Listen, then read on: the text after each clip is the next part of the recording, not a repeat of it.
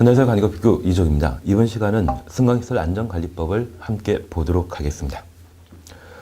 여기 승강시설 안전관리법은 아파트에는 엘리베이터가 설치되어 있습니다. 그러한 엘리베이터에 대해서는 승강기법이 정하는 방법에 따라 관리하도록 되어 있는데 그 관리에 관한 사항들을 우리 시험에 자주 출제하고 있습니다. 우선 승강기를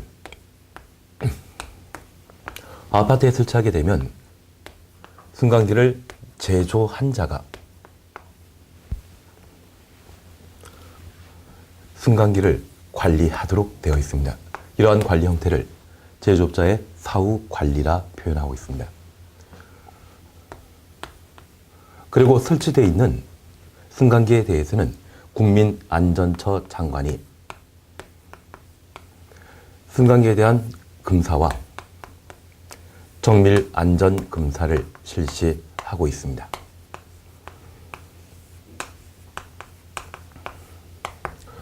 그리고 이러한 승강기 검사 등에 합격한 승강기는 운행할 수 있는데 운행 중인 승강기에 대해 해당 승강기가 설치된 건축물의 관리 주체는 자체 점검을 실시하며 승강기 상태를 확인하도록 되어 있습니다. 그러면 승강 관리에 관한 이 세 가지 사항들을 함께 살펴보시는 게 이쪽의 주요 쟁점이 되게 되는데 우선 승강기 사후 관리와 관련되어서는 제조업자가 승강기 관리하는 것으로 이해하시고 특별히 아파트에 설치한 승강기는 장기 수선 계획에 따르게 되면 승강기의 교체 주기를 15년으로 정해 놓고 있습니다. 그러면 15년 동안 엘리베이터 이용하다 보면 어디 고장 나는 곳 있겠죠. 그러면 그 고장난 부품을 교체할 필요가 있는데 이 제조업자는 늘상 그러한 부품을 확보하고 관리체가 승강기 수리를 위한 부품을 요청하게 되면 이에 응하도록 되어 있습니다. 그래서 사후 관리와 관련되어 부품 요청 보게 되면 제조업자 등은 승강기 관리주체 등이 승강기 유지 관리용 부품의 제공을 요청한 경우에는 특별한 이유 없으면 2일 이내 요청에 따라야 한다. 2일 동그라미 해놓습니다. 그러면 우리 가끔 외제 수입차가 우리나라에 많이 수입되는 걸 본 적이 있습니다. 그리고 사고 발생하게 되면 그러한 부품을 벤츠라고 하면 독일에서 비행기 타고 들고 오더라 보니 그 가격이 아주 높다고 이야기하는데 그런 자동차에 대해서도 수리용 부품을 늘상 보관하게 하면 그런 큰 비용 없이 좀 교체, 보수할 수 있지 않은가 싶습니다. 그래서 승강기법처럼 부품에 대해 별도 요청하게 되면 그 요청에 2일 이내 따라야 된다, 응해야 된다. 2일이란 말 한번 확인하시며 승강기법의 특별한 내용으로 이해해 놓습니다. 그리고 두 번째입니다. 품질 보증에 관한 사항을 함께 살펴보시는데 품질 보증 기간은 3년입니다. 우리가 주택법령 공부하시면서 하자 담보 책임에 관한 내용을 함께 본 적이 있습니다. 시설 설비와 관련되어서는 하자 담보 책임 기간을 1년, 2년, 3년, 4년으로 각각 구분하고 있는데 그 중에 승강기, 인양기에 대한 하자 담보 책임 기간은 3년입니다. 그러한 것들은 품질 보증 기간과 맞물려 있는 것으로 확인하시고 3년이라고 하는 기간을 확인해 놓습니다. 그리고 승강기 설치에 관한 사항으로 승강기 설치를 억울하는 자는 승강기 설치 완료한 날부터 10일 이내 국민안전장관에게 그 사실 신고하도록 되어 있습니다. 그래서 제조업자의 승강기 관리에 있어서는 승강기 관리체가 승강기에 대한 유지 관리용 부품의 제공을 요청하게 되면 2일 이내에 응하도록 되어 있고 승강기의 품질 보증 기간, 하자 담보 책임 기간은 3년이라는 것 기억하시고 저 제조업자가 아파트 등에 승강기 설치했다고 하면 설치한 날부터 10일 이내 국민안전처 장관에게 신고하도록 되어 있습니다. 그래서 사후 관리에 대해서는 이 정도를 함께 보시는 게 필요한 내용입니다. 그리고 2번입니다. 승강기 검사에 관한 사항으로 국민안전장관이 실시하는 승강검사는 세 가지 형태로 각각 구분합니다. 승강기를 아파트 등에 설치하게 되면 설치한 이후 승강기가 정상적으로 운행될 수 있는지 여부를 확인하게 되는데 이를 완성검사라 표현합니다. 완성검사에 합격한 승강기에 대해서는 운행 가능하고 운행 중인 승강기에 대해서는 주기적으로 정기검사를 실시하여 그 성능 여부를 파악하도록 되어 있습니다. 그리고 이러한 승강기가 고장 발생하게 되면 수리를 하게 되는데 그 수리한 이후 안전하게 운행할 수 있는지 여부를 파악하기 위해 수시 검사를 실시하게 됩니다. 그래서 국민안전관이 실시하는 승강검사는 완성검사, 정기검사, 수시검사로 크게 구분한다는 점 살펴보시고 승강기를 아파트 등에 설치한 이후 실시하는 검사가 있다고 하면 이를 완성검사라 표현합니다. 그리고 운행 중인 승강기에 대해 정기적으로 실시하는 검사는 정기검사, 그리고 승강기가 고장나서 수리한 이후 운행하기 전에 실시하는 검사를 수시검사라 표현합니다. 그래서 승강기 검사에 대한 종류를 한번 확인해 놓습니다. 그리고 2번 정밀안전검사입니다. 우리가 승강검사와 정밀안전검사를 국민안전장관이 실시한다는 것을 확인하셨는데 여기 정밀안전검사는 승강기 검사보다 좀 더 전문적인 조치이겠죠. 여기 정밀안전검사와 관련되어서는 정밀안전검사 대상을 구분하는 것이 주요 쟁점이 되게 됩니다. 특별히 승강검사 결과 결함 원인이 발견되지 못했다고 하면 정밀안전검사 실시해야 되고 저 승강기와 관련되어 중대한 사고 발생했다고 하면 정밀안전검사 대상인데 이 승강기에 대해서는 중대한 고장과 중대한 사고 두 가지가 발생할 수 있습니다. 우리가 승강기를 조작하게 되었을 때 내가 원하는 층에 서지 않고 엉뚱한 층에 뭉쳐 서게 된다고 하면 이러한 것들을 중대한 고장으로 파악하고 있습니다. 반면 승강기가 추락하여 인명피해가 발생하게 된다면 그때는 사고 난 것으로 분류하게 되는데 저 정밀안전검사는 중대한 사고 발생했을 때 국민안전처 장관은 정밀안전검사를 실시한다는 것을 확인해 놓습니다. 그리고 승강기 설치 후 15년 도래한 승강기에 대해서는 정밀안전검사를 실시하고 있습니다.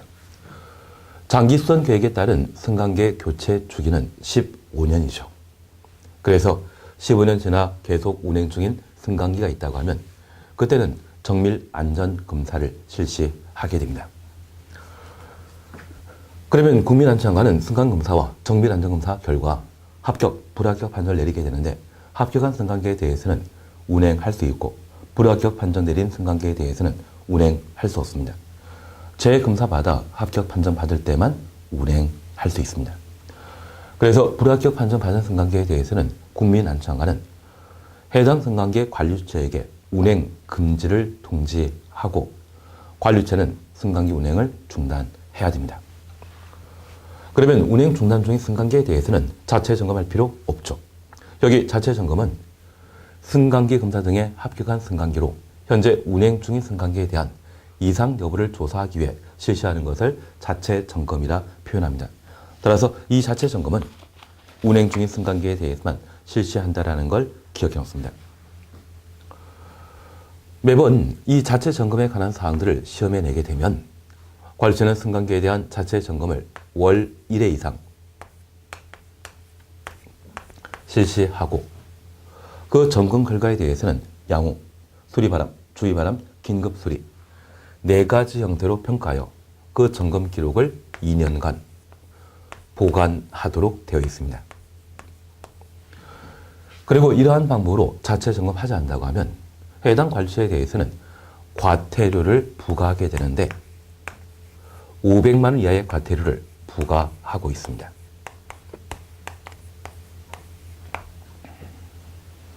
따라서 승강기와 관련된 자체 점검은 관리주체가 실시한다는 것 다시 한번 확인하시면서 관련된 내용들을 살펴보겠습니다. 그러면 매번 시험에 나오게 된다고 하면 제조업자의 사후관리, 그리고 국민안전관의 승강기 관리, 그리고 관리처의 자체 점검에 관한 내용들을 반복해 출제하고 있습니다. 18회 시험 때에도 제조업자와 관련된 내용을 시험을 내고 주관식 문제로서 자체 점검에 관한 사항들을 시험에 낸 바 있습니다.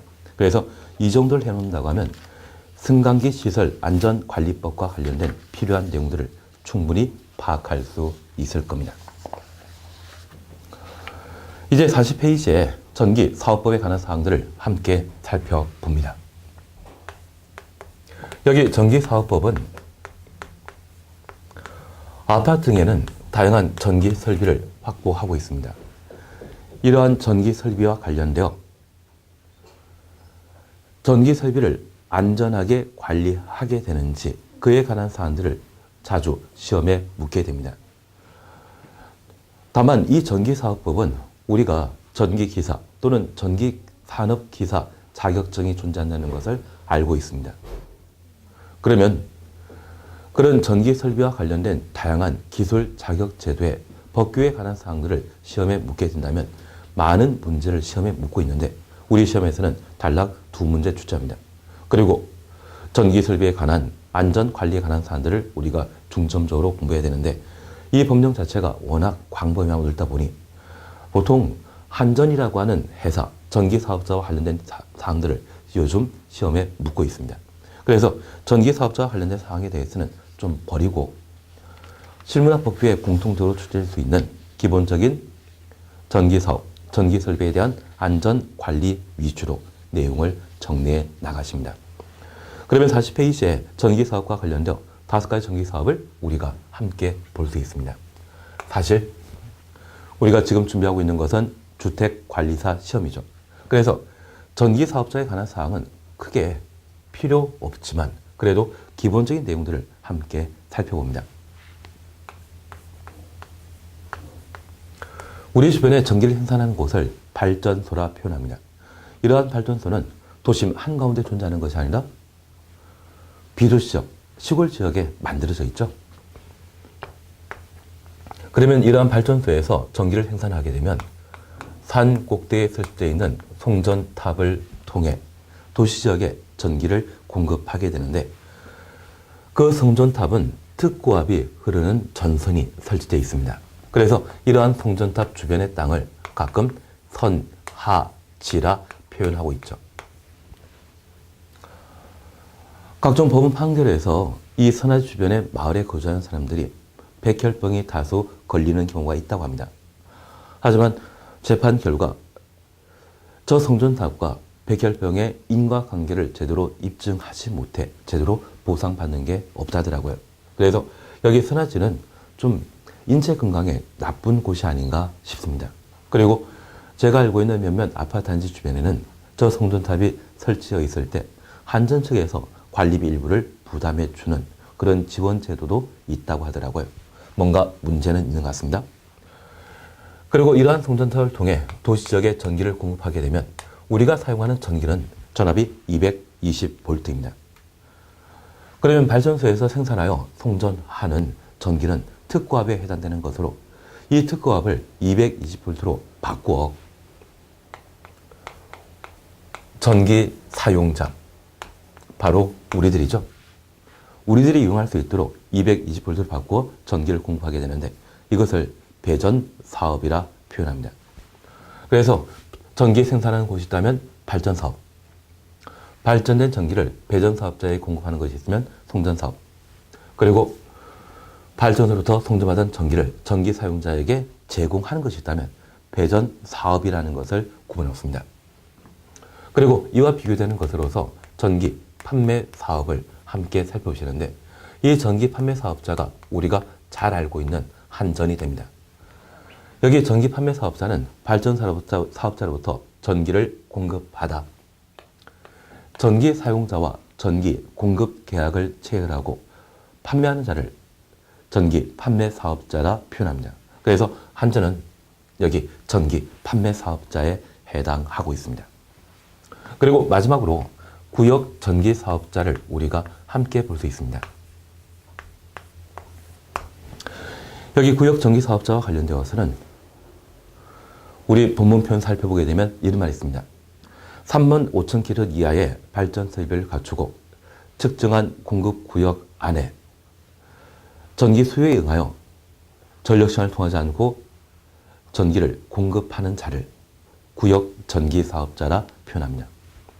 그러면 우리 주변에 가끔 산업단지라고 하는 게 만들어지는데요.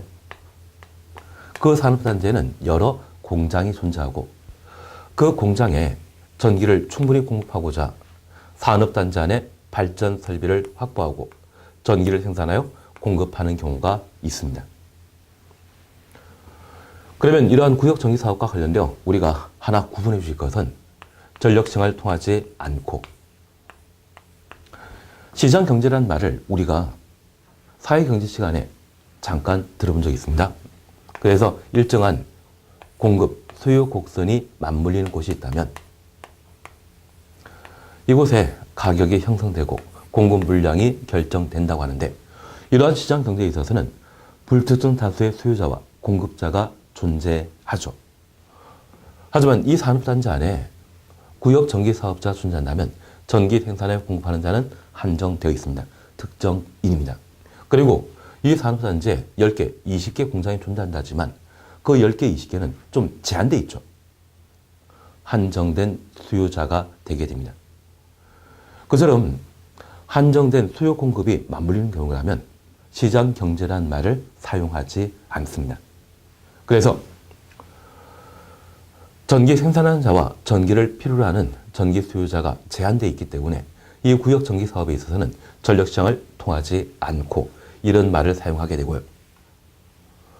그리고 발전 설비에 대한 용량을 제한하고 있는 것이 특징입니다.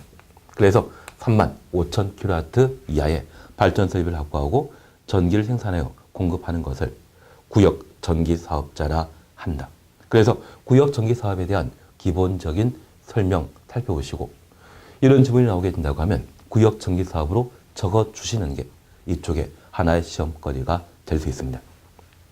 그래서 전기 사업과 관련되어 5가지 전기 사업, 발전, 송전, 배전, 전기 판매 사업, 구역 전기 사업 5가지를 각각 확인해 놓습니다. 그리고 2번 전기 설비에 대한 안전 관리 함께 살펴봅니다.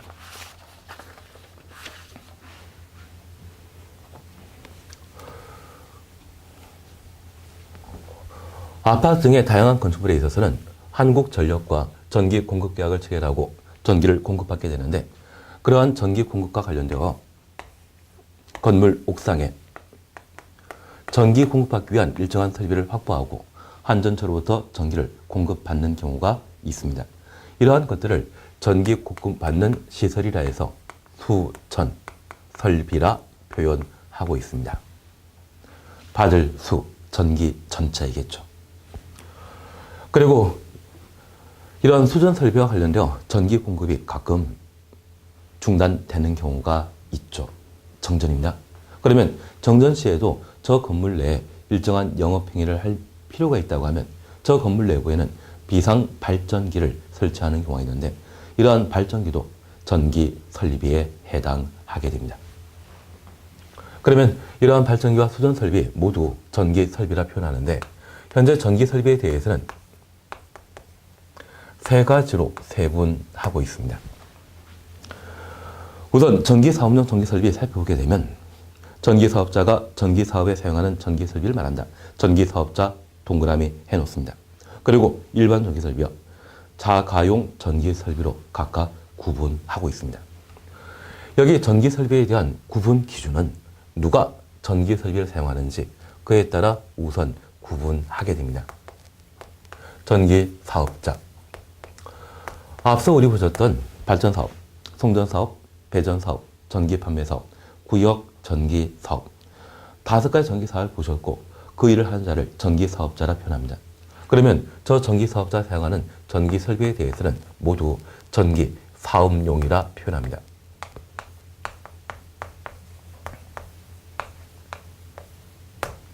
그러면 전기사업자 아닌 자가 발전기나 수전 설비를 설치하고 전기 이용하는 경우 있겠죠. 전기사업자가 아닌 자가 사용하는 전기설비에 대해서는 자가용 전기설비와 일반 전기설비로 각각 구분하게 됩니다.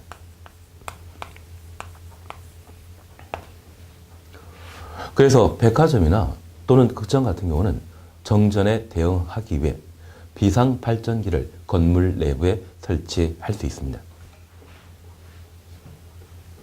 그러면 전기사업자 사용하면 전기사업용이고 전기사업자 아닌 자가 사용하게 된다면 전기사업용이 아닌 바로 자가용과 일반 전기설비로 구분하게 됩니다.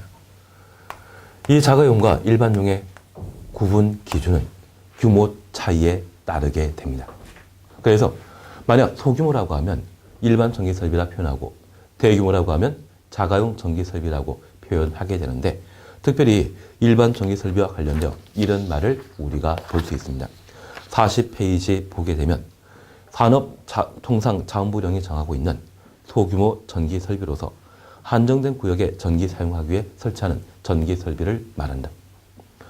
첫 번째, 전압 600V 이하이고 75kW 미만의 수전설비, 심야 전력을 이용하는 거라면 100kW 미만을 일반 전기설비로 설명하고 있습니다. 그리고 발전기와 관련되어서는 전압 600V 이하로서 용량 10kW 이하의 발전기를 일반용 전기설비로 정해놓고 있습니다. 그래서 이 일반 전기설비에 대해서는 바로 소규모로 분류하게 되는데 특별히 발전설비와 관련되어 전압 600V 이하로서 10kW 이하의 것을 일반용 전기설비라 표현합니다.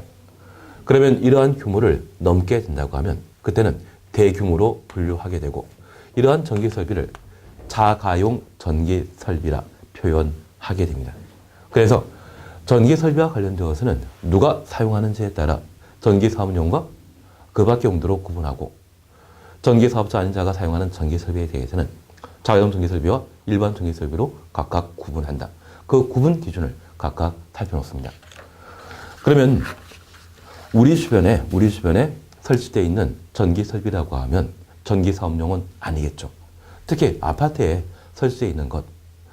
예전에 5층짜리 아파트라고 하면 일반 전기설비가 주로 설치되었고요. 엘리베이터 등을 이용하게 되는 고층 아파트에는 자가용 전기설비를 주로 설치하게 됩니다. 그래서 저 자가용 전기설비와 일반 전기설비를 어떤 방법으로 관리하게 되는지 관리에 관한 사항을 다시 한번 살펴봅니다.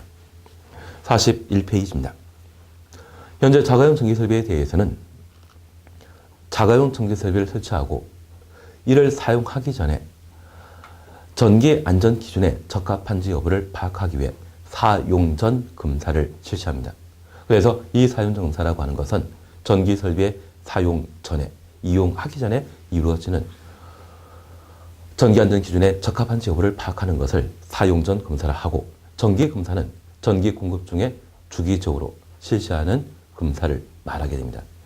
이러한 자가용 전기 설비에 대한 사용 전 검사와 정기 검사는 산업통상자원부장관 또는 지도지사가 실시하는데 이들은 전기안전공사라고 하는 정부 투자기관의 전기 설비에 대한 사용 전 검사, 정기 검사를 각각 맡기게 됩니다.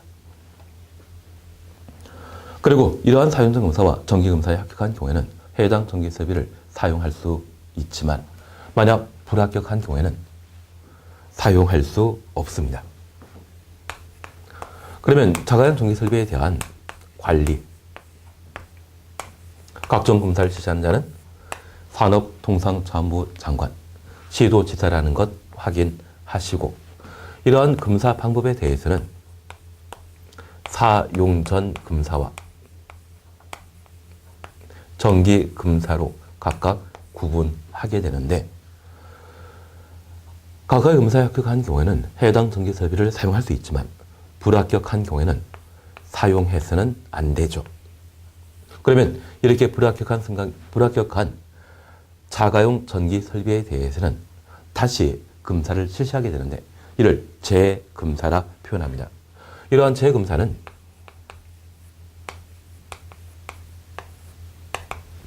각각의 검사 완료부터 3월 이내 재검사를 실시하고 있습니다. 잠깐 우리가 교재에 관한 사안들을 살펴보시는데 바로 41페이지에 사용 전 검사 함께 보십니다. 그리고 밑에 정기검사 있습니다. 여기 정기검사와 관련되어 동그라미 2번 정기검사 결과 불합격한 경우 적합하지 않은 부분에 대하여 검사 완료부터 3월 이내 재검사 받아야 된다. 사용 전 검사에 불합격한 경우에도 마찬가지입니다. 이에 관한 사안들을 그대로 준용하고 있는데 바로 사용전 검사와 관련되어 임시 사용에 관한 내용을 함께 보십니다. 내용은입니다. 사용전 검사의 불합격한 경우에도 안전상 지장 없고 전기 설비에 임시 사용이 필요하다 인정한 경우는 임시로 사용하게 할 수 있다. 임시 사용 기간은 3월 이내로 하고 전체 임시 사용 기간이 1년 초과하지 아니하는 범위에서 기간 연장할 수 있다. 그러면 이렇게 잠깐 살펴놓습니다. 병원이 있는데 이 병원에는 병원 업무를 수행하기 위해 한전으로부터 전기 공급받기 위한 수전 설비를 건물 옥상에 설치하고 정전 시에 수소를 제대로 못할 염려가 있기 때문에 건물 내부에 비상 발전기를 설치했습니다. 그런데 일반적인 수전 설비에 대한 사용전 검사 실시하니 이 부분에 대해서는 합격 판정 받았는데 이 비상 발전기가 좀 미흡한 점이 있어서 사용전 검사 시에 불합격 판정 받았습니다. 그러면 이 비상 발전기는 평상시에 이용하는 거 아니죠. 한전으로부터 공급되는 전기만으로도 병원 업무를 충분히 사용할 수 있습니다. 그런데 비상 발전기의 사용전 검사가 불합격했다 해서 건물 전체 전기를 사용하지 못하는 것은 좀 과다하죠. 이러한 경우에 임시 사용이라는 게 가능합니다. 그러면 이 비상 발전기와 관련되어서는 사용 전 검사, 전기 공급하기 전입니다. 전기 공급하기 전이기 때문에 이 비상 발전기에 대해서는 아예 없는 것으로 취급하고 한전을 공급하는 전기만으로 병원 업무 운영할 수 있죠. 그래도 이 비상 발전기에 대해서는 사용전 검사에 불합격했기 때문에 재검사 받아야 되고 재검사 받는 것은 검사 완료부터 3월 이내입니다. 그러면 재검사 받을 때까지 잠깐 이용을 해야 되죠. 그래서 임시 사용기간을 3개월로 정해놓고 있습니다. 기간 연장하게 되면 최대 몇 년? 1년까지 연장할 수 있다. 그래서 임시 사용 저렇게 살펴놓습니다. 반면에 저 정기검사에 불합격한 경우에는 임시 사용 제도가 인정되지 않습니다. 여기 비상발전기에 이미 전기가 공급 중이고 전기 공급 중에 저 비상발전기와 관련된 전기 안전 기준이 부적합하다 판단하게 되면 그 부분에 대해서는 뭔가 수리해야 됩니다. 만약 그냥 놔두고 계속 전기를 공급할 수 있도록 허용하게 되면 전기로 인한 화재 등이 발생할 수 있죠. 그래서 전기검사와 관련되어서는 임시사용제도가 인정되지 않고 저자연 전기설비와 관련되어 사용전 검사에 불합격한 때만 예외적으로 임시사용 가능하다는 것을 확인해 놓습니다. 그리고 3번 일반용 전기설비입니다. 여기 일반 전기설비는 우리가 흔히 이용하는 소규모 용량의 전기설비를 일반용 전기설비라 표현하고 있습니다. 이러한 일반 전기설비에 대해서는 산업통상자원장관이 일반 전기설비에 대한 사용전 점검, 정기점검 실시하고 적합 판정받게 되면 해당 전기설비를 계속 사용할 수 있습니다. 하지만 부적합 판정받게 된다면 부적합 통지일부터 2개월 이내 재점검 받도록 하고 있습니다. 그래서 일반 전기설비와 관련되어서는 자가용 전기설비와 달리 사용전 점검, 정기점검 대상인데 검사를 말쓰게 된다면 충분한 장비를 확보하고 안전기준에 적합한지 여부를 조사하는 것을 말합니다. 점검이라고 하면 육안으로 또는 단순한 장비로 이상 여부를 조사하는 것을 점검이라 표현하는데 검사와 점검의 기본적인 용어 구분을 한번 해놓습니다. 그래서 전기사업법과 관련되어서는 전기사업에 대한 기본적인 개념과 각각의 전기설비에 대한 구분 그리고 전기설비 관리에 관한 사안들을 살펴보시는 게 여기에 쟁점이 되는 듯 합니다. 이제 42페이지에 시설물의 안전관리에 관한 특별법을 함께 살펴봅니다. 여기 시특법이라 불리는 시설물 안전관리에 관한 특별법은 과거 성수대교의 붕괴 사건 이후 많은 사람들이 이용하는 시설물의 안전성을 도모하고자 제고하고자 시특법이라고 하는 특별법을 만들게 되었습니다. 사실 시설물이라고 하는 것은 사람이 인공을 가미하여 만든 일체 것들을 시설물이라 표현하죠. 그러한 시설물 중에 아주 중요하고 많은 사람들이 이용하는 시설물에 대해서는 시특법의 적용 대상으로서 해당 시설물에 대해서는 안전점검 그리고 정밀 안전진단을 실시하고 있습니다. 여기 안전점검이란 말과 정밀 안전진단이란 말을 우리가 함께 볼 수 있는데, 여기 안전점검은 단순한 유관, 장비 등으로 하자 여부를 조사하는 것을 말하며, 정밀 안전진단이라고 하면 저 안전점검과 비교하게 되었을 때 좀 더 전문적인 것으로서 일정한 기술 장비와 그리고 전문가를 동원해서 시설물에 의지되어 있는 하자 여부를 찾아내는 것을 정밀 안전진단이라 표현합니다. 그러면 저 안전점검은 이렇게 잠깐 이해해 놓습니다. 가끔 우리가 TV를 보다 보면 기차역에 세워져 있는 기차 바퀴를 망치 비슷한 것으로 때리며 이상 여부를 조사하는 것을 보신 적 있습니까? 그리고 그분들 하는 이야기가 경쾌한 소리가 들리게 된다면 아무 이상 없고, 둔탁한 소리가 들리게 된다면 어디엔가 균이 발생한 것으로 파악한다더라고요. 그게 바로 안전점검입니다. 그런데 기차에 그런 둔탁한 소리가 발생했을 때 어디에 균열이 발생했는지 잘 모르죠. 그래서 전문가 동원해서 그 균열 부분을 찾아내고 어떤 방법으로 고칠 수 있는지, 보수할 수 있는지 그 방법을 제시받기 위한 조치를 정밀 안전진단이라 표현합니다. 그래서 안전점검보다 정밀 안전진단이 좀 더 전문적인 조치라는 것을 기억해 놓습니다. 그러면 이러한 안전점검은 시설물을 관리하는 관리체가 안전점검 실시하는데, 그 형태는 정기점검과 정밀점검, 긴급점검으로 각각 구분하고 있습니다. 여기 긴급점검은 관리체가 필요하다 판단하거나 관계 행정기관장이 요청하게 되면 그때 실시하는 안전점검을 긴급점검이라 표현합니다. 그리고 정기점검과 정밀점검은 주기적으로 실시하는 안전점검을 의미하게 되는데, 저 정기점검 그리고 정밀점검 방법에 관한 사항을 함께 살펴봅니다. 현재 정기점검 살펴보게 되면, 정기점검은 시설물의 안전등급이 A, B, C 등급일 때 반기의 1회 이상 정기점검 실시하며, D등급과 E등급의 경우에는 연 3회 이상 정기점검을 실시하도록 되어 있습니다. 이번에 높은 둔쪽에 빌라 만들면서 땅을 잘못 건드려 주변 건물에 균열이 가거나 안전상의 큰 위험이 야기된 사건 기억나시죠? 그리고 그 이야기 들어보니 2등이 발생하게 되면 철거 대상이라 이야기하더라고요. 그래서 여기 안전점검은 건축물의 내력 구조부 등에 대한 이상 여부를 파악한 것으로서 현재 A, B, C 그리고 D 등급으로 각각 구분합니다.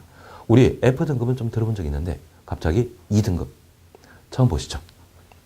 그러면 우리 교재 한 장 하단부 보시게 되면 42페이지 하단 보시게 되면 안전등급 기준으로서 A등급은 우수, 문제점 없는 최적의 상태를 말합니다. 그리고 B등급은 보조 부재의 경미한 결함이 발생하였으나, 그리고 C, D, E등급 보게 되면 주요 부재에 대한 결함 이야기를 각각 거론하고 있습니다. 그래서 여기 안전등급과 관련되어 잠깐 이렇게만 살펴놓습니다.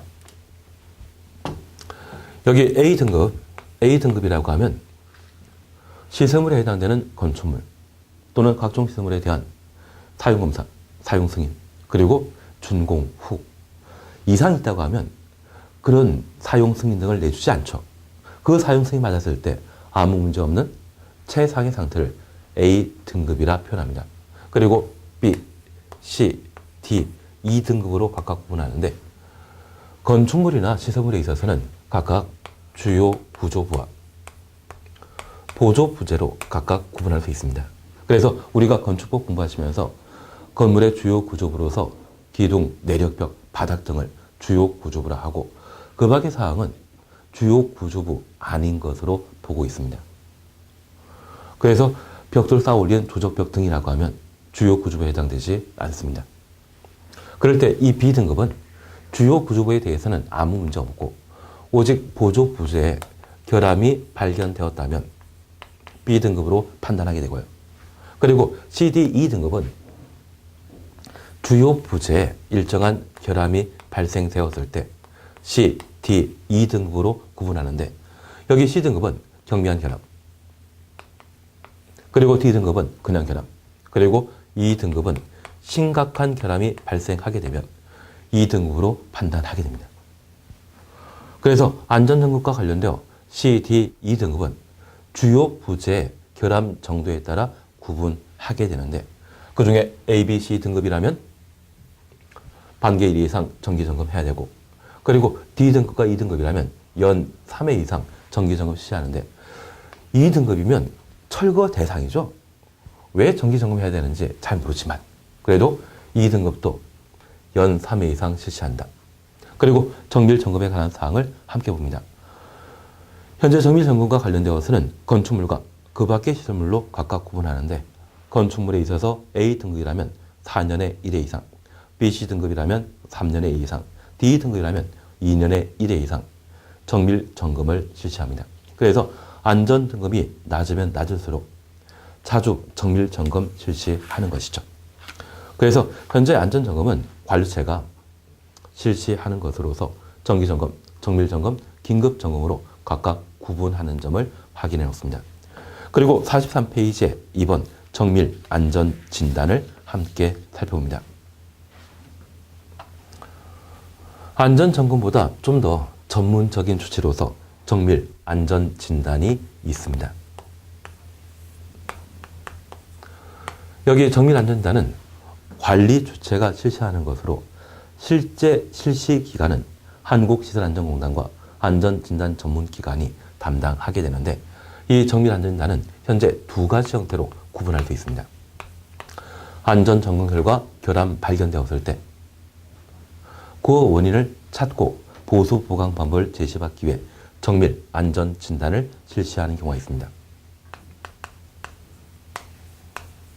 그리고 정기적으로 정밀 안전진단을 실시하는 경우가 있는데 그 대상을 구분해 놓습니다.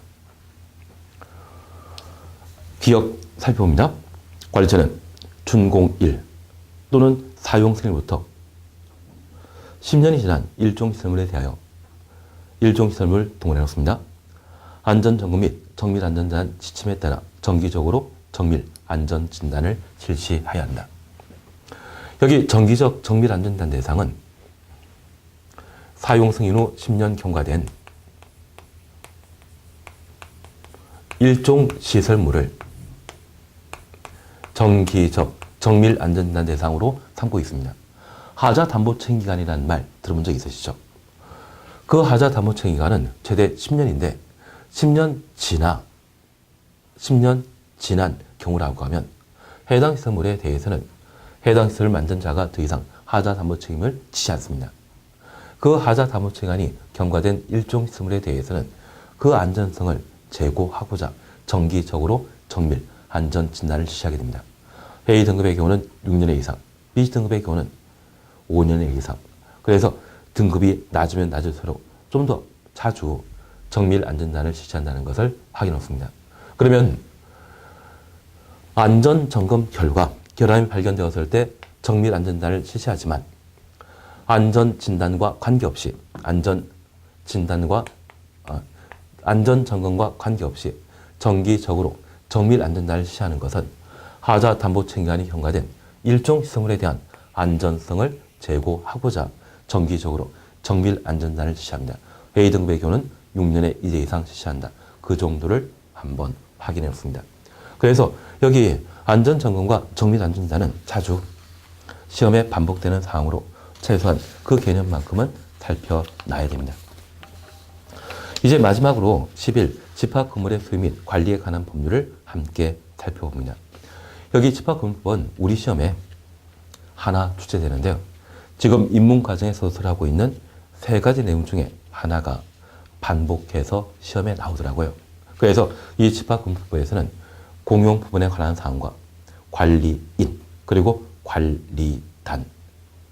이 세 파트에 대해 충분히 공부하게 되면 출제되는 문제를 분명 해결할 수 있을 겁니다.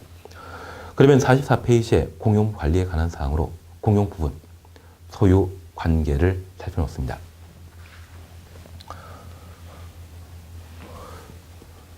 우리가 민법 공부하다 보면 소유권 개념과 관련되어 일물, 일권주의라는 것을 공부하게 됩니다.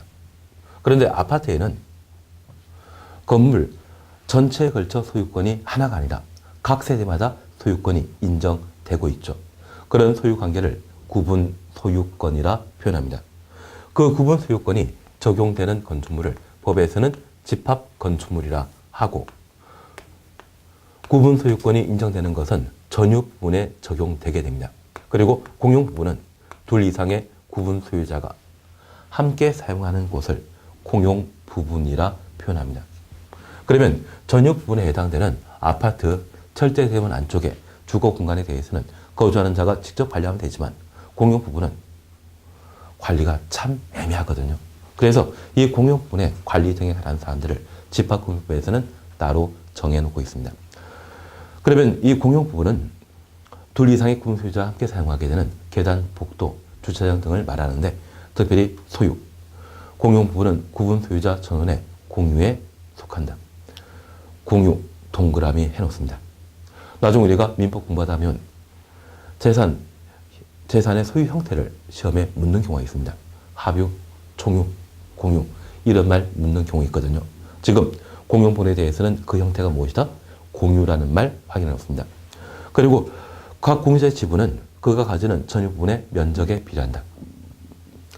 그러면 현재 집합 건물을 두 명이 이용하고 있는데 한 명은 90평에 살고 한 명이 10평에 산다면 주차장이라고 하는 공용 부분의 지분이 10평이었을 때 이 10평에 거주하는 분은 공용 부분의 지분을 한 평만 가지고 있는 것이죠. 그래서 공용 부분에 대한 지분에 대해서는 면적에 비례한다는 것 확인해 놓습니다. 그리고 사용. 각 공유자는 공용 부분을 그 용도에 따라 사용할 수 있다. 용도 동그라미 해 놓습니다. 만약 저 용도란 말 대신 지분대로 사용한다 라고 하면 틀립니다. 만약 10평에 거주하는 자가 바로 저라고 하면 제가 계단이나 복도 돌아다니게 되었을 때 지분대로 사용하게 되면 항상 까치발 들고 다니면서 살금살금 걸어 다녀야 되죠. 좀 애처로워 보이지 않습니까? 그래서 이 공용 부분의 사용에 있어서는 용도대로 사용하는 것이지 지분대로 사용하는 것 아닙니다. 그리고 이 공용 부분 변경입니다. 여기 공용 변경은 가끔 우리 주변에 상가를 분양하게 되면 가운데 복도 두고 양쪽 끝에 상가 매장을 설치하는 경우가 있습니다. 그런데 이 양쪽 끝에 전유 부분을 한 명이 분양받게 되면 이 두 개 전유 부분을 연결한 복도 부분은 자기만 사용한다 해서 저 복도를 매장으로 바꾸려고 시도할 수 있죠. 그게 공용 부분을 전유 부분으로 변경한다. 그러한 의미에서 공용 부분 변경이라 표현합니다. 이것 마음대로 할 수 있다? 없습니다. 이것 하고자 한다고 하면 관리단 집회에서 구분 소유자 4분의 3, 의결권 4분의 3 이상의 동의 얻은 때에만 공용 부분을 전유 부분으로 변경할 수 있습니다. 다만 다음 하나의 경우는 통상 집회율을 결정할 수 있습니다. 개량 위한 것으로 지나치게 많은 비용이 드는 것 아닐 것. 그리고 휴양 콘도미니엄. 그러면 우리 이렇게 잠깐 이해하시는데요. 우리가 제주도에 콘도의 회원권을 가지고 있습니다. 그 콘도에서 이번에 복도를 객실로 바꾸겠다고 관리단 집회를 한다더라고요. 내려갈 마음 있으십니까? 없죠. 아마 왕복 비행기표와 3박 4일 여행 경비를 함께 보내온다고 하면 관리단 집회에 참석할 마음이 생길 수 있습니다. 그만큼 정족수를 채우기 힘들기 때문에 아무리 공용품 변경이라 할지라도 콘도에 있어서만큼은 통상 집회결의, 여기 통상 집회결의라는 것은 구분 소유자 과반 찬성을 말하게 됩니다. 그 과반 찬성을 얻게 되면 휴양 콘도미니엄의 공용 변경은 할 수 있다는 이야기입니다. 그러면 이러한 공용 부분 변경을 제외한 그 밖에 관리는 통상 집회 결의로 결정하고, 다만 보존 행위에 대해서는 각 공유자가 할 수 있습니다. 여기 보존 행위는 집합 건물에는 주민 휴게시설을 갖출 수 있는데 그 휴게시설에 설치되어 있는 각종 비품을 누가 훔쳐간다고 하면 관리단 집회 기다릴 것 없이 그 자리에서 방지해야 되죠. 그래서 보존 행위에 대해서는 공유자 각자가 할 수 있다. 각자란 말 쓰게 되면 이는 하나하나를 말하는 것이죠. 그래서 여기 공용 부분에 소유, 공유 형태라는 것 기억하시고, 지분, 면적에 비례했습니다. 사용, 용도대로 사용하죠. 관리, 원칙적으로 관리단 집회에 통상 결의로 결정하고 예외적으로 공용분 변경이라면 4분의 3 이상의 특별 결의 필요하며 보존 행위에 대해서는 각자 할 수 있다. 이 정도를 살펴놓습니다. 그리고 비용 부담과 관련되어 동그라미 1번 그냥 보십니다. 이러한 공용 부분에 있어서는 관리비 부담할 필요 있죠. 그래서 그 관리비는 각 공유자의 지분 비율에 따라 비용을 부담하도록 되어 있습니다. 그러면 이 지분은 전유 부분의 면적에 비례했었습니다. 그래서 집합 건물의 관리비는 전유 부분 면적에 비례해서 공용 부분 관리 비용을 부담하게 됩니다. 그리고 채권입니다. 공유자가 공용 부분에 관하여 공용 부분 동그라미 놓습니다. 다른 공유자에 대해 가지는 채권은 특별 승계인에게 행사할 수 있다. 그러면 이렇게 잠깐 보시는데요. 구분 소유자 A가 경제 사정이 곤란하여 A-에게 전유 부분을 경매 등의 방법으로 넘기게 되었습니다. 그러면 저 A-는 특별 승계라 표현하는데 우리 포괄 승계라는 것은 상속, 기업의 합병 시에 발생하는 것이고 이러한 경매 등의 방법으로 권리를 넘겨받게 된다면 이때는 특별 승계라 표현합니다. 그러면 저 A는 사정이 좀 안 됐기 때문에 관리비 못 낼 수 있겠죠. 그러면 이러한 관리비 부분에 대해서는 A를 제외한 다른 집합 건물의 구분 소유자, 공유자가 공용 부분에 대한 관리 비용을 부담하게 됩니다. 그리고 저 A에게는 아마 관리비로서 전유 부분과 공용 부분에 대한 관리비, 그리고 연체료라고 하는 게 각각 계산되게 되는데 저 A-에게 관리를 청구하게 된다면 이 세 가지 중에 공용 부분에 대해서만 A-에게 청구할 수 있습니다. 우리 법에 공유자가 공용 부분에 관하여 다른 공유자에 대해 가지는 채권, 그 채권에 대해서만 특별승계인에게 행사할 수 있는데 그 채권은 어느 부분의 채권이다? 공용 부분에 대한 채권에 대해서만 A-인 특별승계인에게 행사할 수 있죠. 그래서 이 부담 등과 관련된 사항 한번 확인해 놓습니다. 사실 관리인에 관한 사항을 17회 시험 때 출제했고요. 관련 집회에 관한 사항은 18회 시험 때 출제했습니다. 그래서 1. 공용분 관리에 관한 사항이 가장 중요한 내용이 아닌가 싶습니다. 그리고 이 관리인 함께 보십니다. 여기 관리인은 공동택단제 관리사무장과 같은 역할 하는 자로서 구분 소유자가 10명 이상일 때 관리인을 선임하여야 합니다. 그러면 관리인의 필수적 선임 요건은 구분 소유자 몇 명? 10명 이상일 때. 그리고 그 임기는 2년 범위에서 규약으로 결정하고 있습니다.